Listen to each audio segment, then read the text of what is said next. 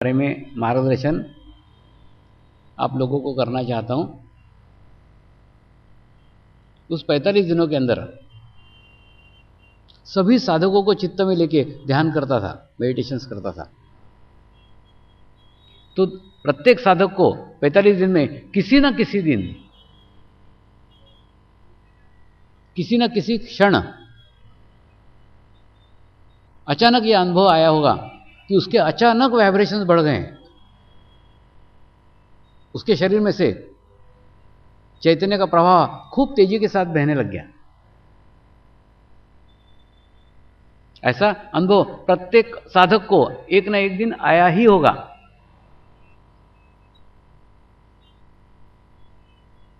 सिर्फ अंतर यह रहा, कुछ साधक उसको पकड़ करके अथांग सागर के अंदर चले गए, यानी गहन ध्यान के बहुत उच्च अवस्था में चले गए, और कुछ लोग उस लहर से अलग थलग पड़ गए।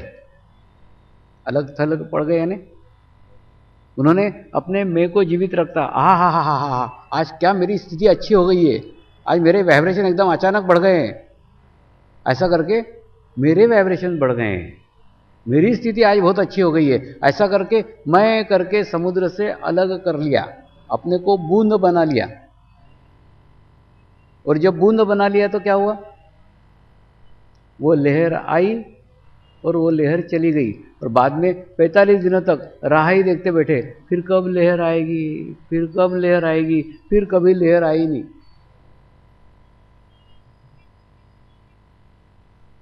तो ऐसी गलती आप बहने इस साल न करें। कभी भी चैतन्य की अनुभूति प्राप्त हुई, अचानक चैतन्य बढ़ गया, अचानक वाइब्रेशंस बढ़ गए, तो कभी ये भाव मत लाना कि आज मेरी स्थिति बहुत अच्छी है, आज मैं ध्यान के उच्च अवस्था में हूं, आज मेरा ध्यान बहुत अच्छा लग गया है, इसी कारण मुझे बहुत अच्छे चैतन्य की अनुभूति हो रही है। क्योंकि ऐसा कह के, क्योंकि ऐसा समझ करके आप आपके अस्तित्व को सामूहिकता से अलग कर लेगी। जब कभी उन 45 दिनों में उन गहन ध्यान अनुष्ठान के दौरान किसी भी दिन, किसी भी समय उस चैतन्य के लहर को अनुभव करो, तो उसी लहर को पकड़ लो, उसी लहर पे सवार हो जाओ, और सवार होके भीतर समुद्र तक पहुंचो।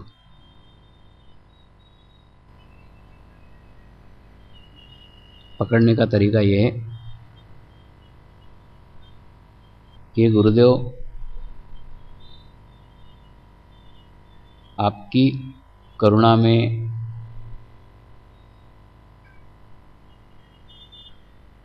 आपकी कृपा में आज ये चैतन्य की अनुभूति प्राप्त हुई है। ऐसी ही करुणा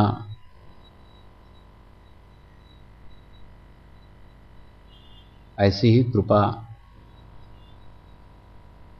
मेरे ऊपर बरसाते रहिए।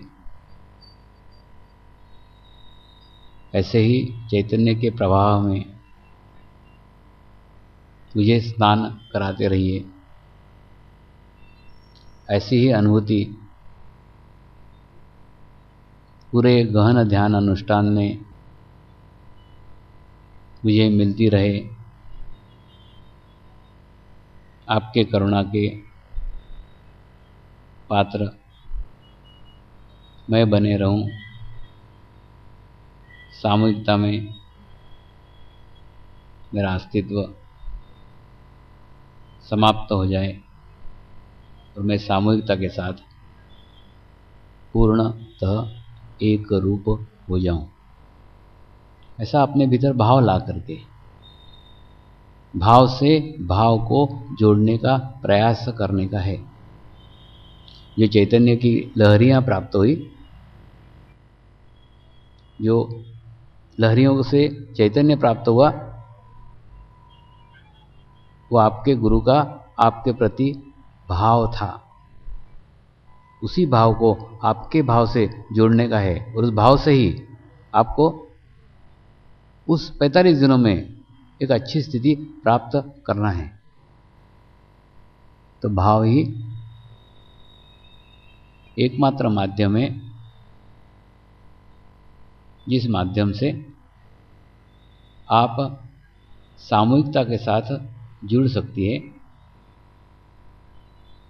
कलेक्टिविटी के साथ जुड़ सकती है, और जुड़ करके उसी एक लहर से समुद्र के तल तक पहुंच सकती है। वहां पहुंचने के बाद फिर प्राप्त करने के लिए कुछ भी बाकी जीवन में नहीं रहेगा।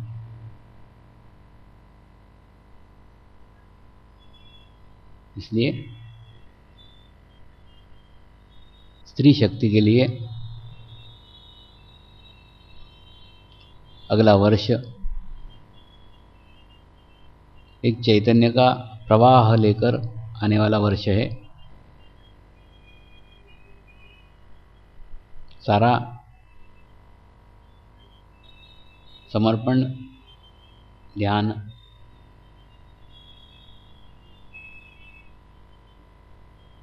आप ही के ऊपर निर्भर है।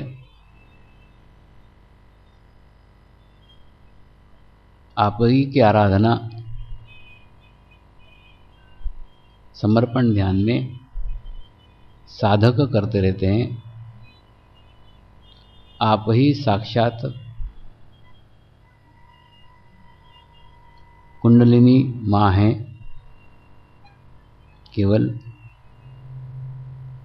इस बात का एहसास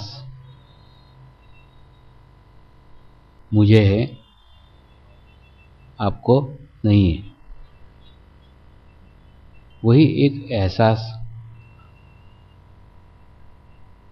आप उन 45 दिनों में करो, और 45 दिनों के बाद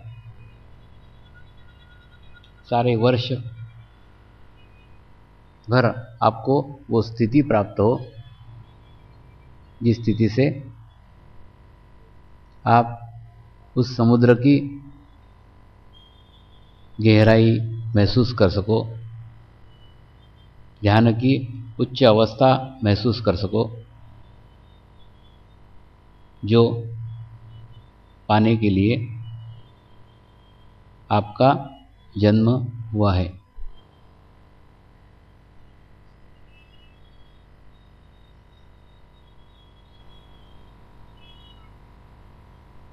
पोरबंदर से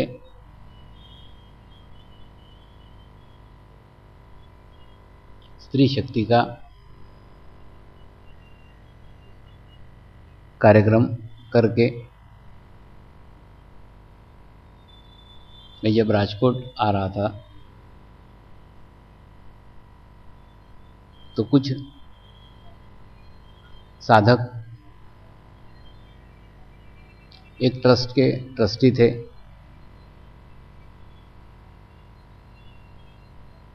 और वो ट्रस्ट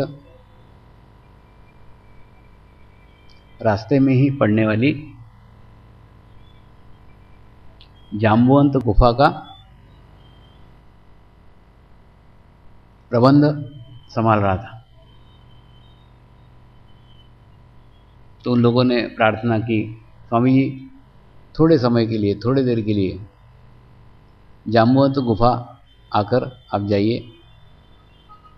तो कल मैं वहाँ भी जाकर आया हूँ। थोड़े समय, थोड़ी देर दरवाजे के बाहर खड़ा रहा,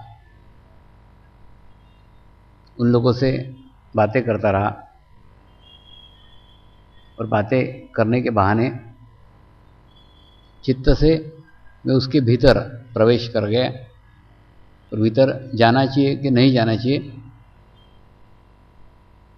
इसका निर्णय उसके बाद ही मैंने लिया। तो एक छोटा सा जगह है, छोटा सा स्थान है जहाँ से 3-4 मंजिल नीचे जाना पड़ता है, एकदम सीधी स्ट्रेट सीढ़ियाँ हैं,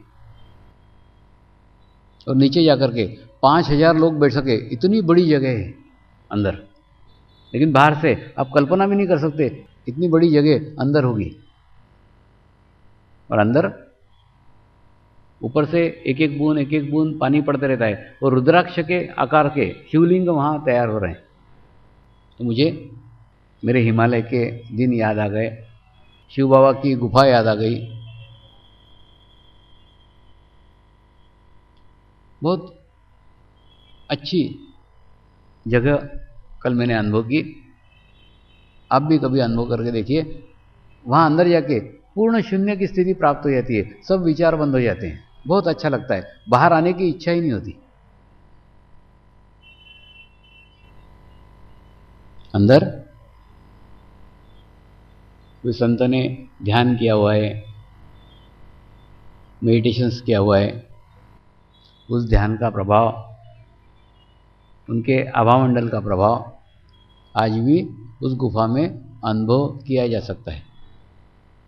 अब सरकार ने वहाँ बड़े बड़े लाइट लगा दिए हैं, प्रकाश व्यवस्था की है, तो उसके कारण अंदर पूर्ण देखने के लिए जाया जा सकता है, देखा जा सकता है।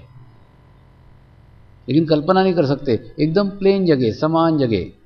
मैंने हिमालय में जितनी गुफाएं देखी सब पहाड़ के ऊपर थी, मतलब उसमें सिर्फ ऐसा घुसना पड़ता था, ये नीचे उतरना पड़ता है, 3 मंजिला 4 मंजिला नीचे उतरना पड़ता है, और नीचे उतरने के बाद में अंदर इतनी बड़ी जगह होगी, बाहर से कल्पना भी नहीं आ सकती। बहुत बड़ी जगह अंदर है, इतनी बड़ी जगह है उसमें 5000 लोग बैठ सकते हैं, इतनी जगह है। तो कल उस गुफा में भी जाकर आने का सौभाग्य प्राप्त हुआ। पौराणिक कथा है कि जाम्बुवंत और श्री कृष्ण की लड़ाई वहाँ अंदर हुई थी, उनका युद्ध हुआ था आपस में। ऐसे स्थान की एक पौराणिक कथा उस स्थान के साथ जुड़ी हुई है। तो ऐसा एक स्थान कल देखने का अवसर मुझे इस सौराष्ट्र दौरे के अंदर आया। तो ये सौराष्ट्र दौरे का उद्देश्य, मुझे ऐसा महसूस हुआ कि मेरे गुरु ने मुझे गुजरात कार्य करने के लिए भेजा था, तो मैं तो नवसारी में जाके अटक गया। जब तक पूर्ण गुजरात का दौरा नहीं करता तब तक मेरा भी गुरु कार्य अधूरा है, ऐसा सोच करके मैंने एक योजना बनाई। उस योजना के अंतर्गत ये सब गांव का अभी दौरा किया, सुरेंद्र नगर का दौरा किया, जाम खंबालिया का दौरा किया, जामनगर का दौरा किया, पोरबंदर का दौरा किया, तो अभी राजकोट में आया। ये तो राजकोट के आगे मैं कभी गया ही नहीं था, ये मेरा पहला दौरा था, प्रथम बार गया था। तो इच्छा ये कैसे ही प्रत्येक वर्ष गुजरात का एक भाग जाने का अवसर प्राप्त हो, एक स्थान पे जाने का अवसर प्राप्त हो, ऐसे उद्देश्य से दौरे किए जा रहे हैं। और ऐसे ही उद्देश्य से दौरे आगे